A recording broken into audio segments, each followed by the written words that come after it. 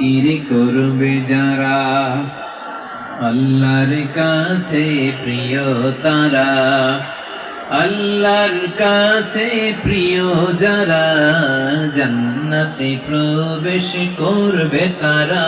জোড়ে লা ইলাহা ইল্লাল্লাহ, লা ইলাহা ইল্লাল্লাহ, জোড়ে লা ইলাহা ইল্লাল্লাহ, লা ইলাহা ইল্লাল্লাহ, লা ইলাহা ইল্লাল্লাহ, লা ইলাহা ইল্লাল্লাহ, লা ইলাহা ইল্লাল্লাহ, লা ইলাহা ইল্লাল্লাহ, মুহাম্মাদুর রাসূলুল্লাহ সাল্লাল্লাহু আলাইহি ওয়াসাল্লাম।